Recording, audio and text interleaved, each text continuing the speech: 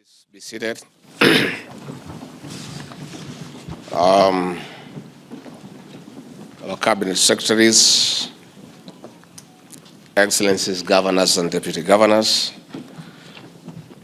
chairpersons of independent commissions and independent offices, county executive committee members, clerks of both houses of parliament, ladies and gentlemen, good morning.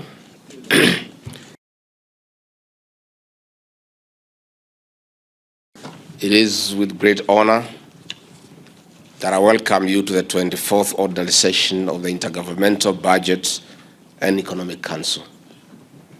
I wish to specifically welcome the newly appointed Cabinet Secretaries to IBEC, and more specifically the Cabinet Secretary for the National Treasury and Economic Planning, the Honorable John Bandi.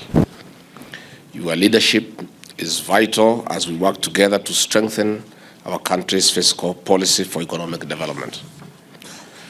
Our presence at this forum today highlights the critical mandate of IBEC in strengthening cooperation and consultation between the national government, county governments, and key agencies. These engagements are essential for spurring the country's equitable social, political, and economic development. This session is proof of our commitment to fostering effective governance and achieving our shared objectives. Excellencies, ladies and gentlemen, we have made significant progress in implementing resolutions from the 23rd ordinary session held on May 6, 2024. In line with the resolutions, my office organized an induction and capacity retreat of the Finance and Budget Committee of IBEC. This retreat resulted in key resolutions and proposals for further enhancing collaboration between the two levels of government. We will continue with other capacity building programs for other committees of IBEC for optimal performance. Additionally, my office convened an extraordinary session, which I chaired, to address delays in the authorization of fund withdrawals from the County Revenue Fund, CRF, and the Integrated County Revenue Management System. The session resulted in unanimous resolutions, with a key decision being the issuance of guidelines by the Controller of Budget. I'm pleased to note that the Controller of Budget developed a draft circular to inform the consultations on the requirements for approval to withdraw from the county revenue funds. These guidelines will be presented here today for your review and further guidance. During the extraordinary session, we made significant progress regarding implementation of the integrated county revenue management systems. It was resolved that counties will continue to maintain and operate their existing revenue systems while the National Steering Committee finalizes development of the new system and corresponding regulations. Excellencies, ladies and gentlemen, during our last meeting, we resolved to mobilize financial resources to onboard the remaining 19 counties on the Tax Administration Diagnostic Assessment Tool, TADAT program. My office, in collaboration with the Commission on Revenue Allocation, the National Treasury, United Nations Capital Development Fund, and other stakeholders, has commenced initiatives in that direction.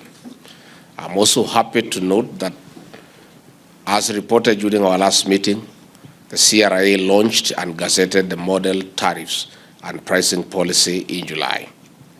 Excellencies, ladies and gentlemen, further to our resolutions, we have successfully transferred movable assets, including registers and valuation reports, to the 47 county governments. The IGRTC, in collaboration with NTSA, is facilitating the change of ownership of these assets.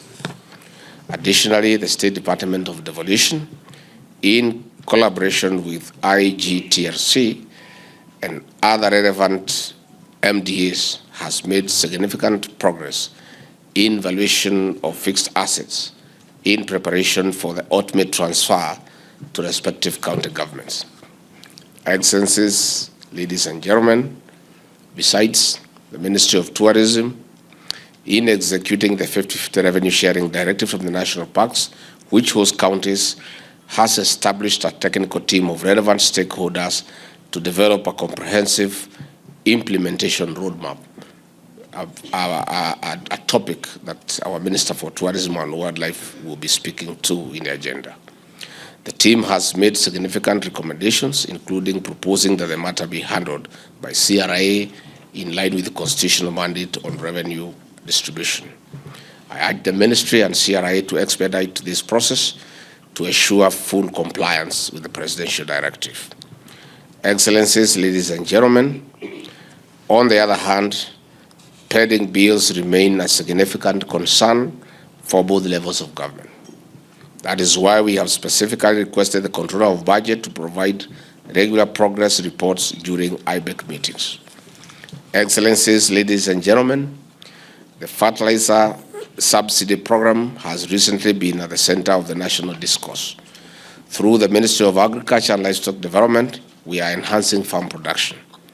The subsidy initiative is crucial in cushioning smallholder farmers from fluctuations in fertilizer prices, enabling them to retain competitive and contributing to reducing the high cost of living. Let me thank counties for their support in the last mile delivery of the fertilizer. I wish to state that our administration is committed to boosting and sustaining productivity in agriculture as per the bottom-up economic transformation agenda. Excellencies, ladies and gentlemen, in execution of the mandate of my office in overseeing tea, coffee, and dairy subsector reforms, we have made good progress in our determination to put more money in the pocket of the farmer. I urge county governments to work with us to avoid duplication for better results.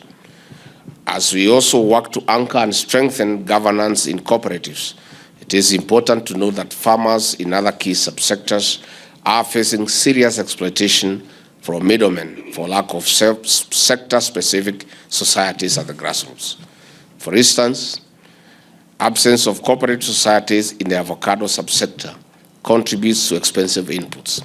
Farmers are missing out on economies of scale, extension services, as there are no joint trainings of agronomist visits, poor prices due to brokers, among other challenges.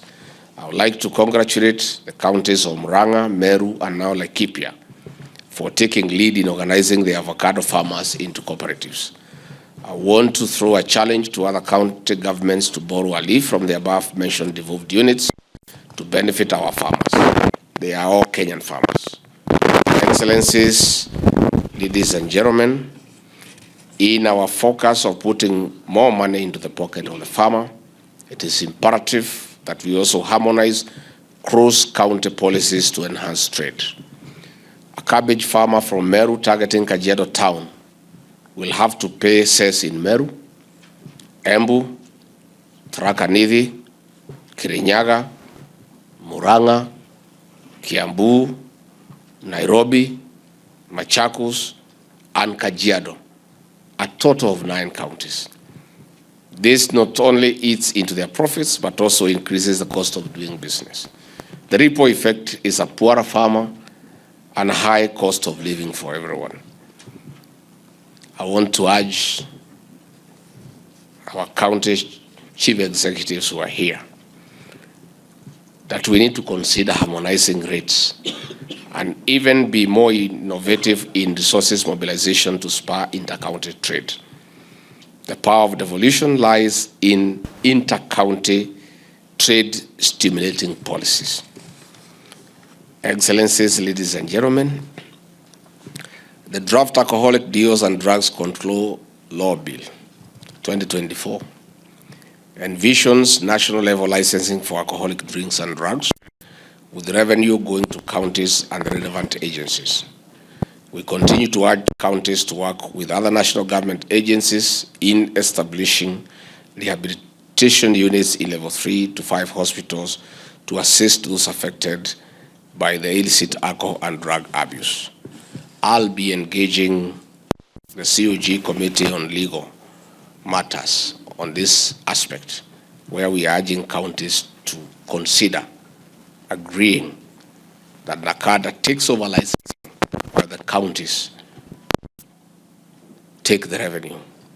And this, in our view, will free governors from being held hostage by traders and bar operators. That is a conversation that we'll have with the legal committee to see whether we can agree on a common approach. This will also help us meet the Ministry of Health Directive of March 2024, requiring counties to establish rehabilitation centers in level 3 and above hospitals. Furthermore, we are working to develop the joint alcoholic drinks control law based on the successful model from Mount Kenya region, with plans to extend this framework to other counties. We are ready to collaborate with counties in addressing this issue comprehensively.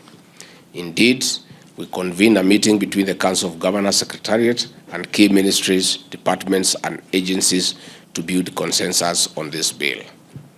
Excellencies, ladies and gentlemen, as you are all aware, the rejection of the Finance Bill 2024 and its eventual withdrawal by His Excellency President William Ruto has presented both levels of government with unprecedented challenges in terms of fiscal space. This resulted in critical fiscal documents being withdrawn, while some at various stages of parliamentary approval. The voice of the people of the Republic of Kenya has been heard, and we must work collectively to move forward. Excellencies, ladies and gentlemen, to keep ourselves updated on the progress of key pieces of legislation, we have included a presentation from the Office of the Clerk of both Houses of Parliament in today's agenda. I'm also pleased that part of today's discussion will focus on the revision of budget estimates, DORA, currently before the Senate. Despite the fiscal challenges presented by the recent events in the country, His Excellency President William Ruto is committed to timely disbursement of resources to the extent possible. Excellencies, ladies and gentlemen, during the last financial year, 2023-2024, the National Treasury transferred 354.5 billion shillings to counties by June 30, 2024, an equivalent of 92% of the total equitable share due to counties. The outstanding amount of 30.83 billion shillings for June was released in July. This was attributed to a shortfall in revenue collections and the limited fiscal space. Excellencies, ladies and gentlemen, allow me to revisit the pending bills. The National Treasury indicates that as of June 30, 2024, outstanding national government pending bills stands at 516.27 billion shillings, a decrease from 622.8 billion shillings as of June 30, 2023. Initial comparative reports for 26 counties show a significant reduction from 43.6 billion Kenya shillings to 33.9 billion Kenya shillings as of June 2024. We acknowledge this improvement, and I urge county governments to collaborate closely with the Controller of Budgets to implement recommended measures to effectively address this issue through our budgetary process.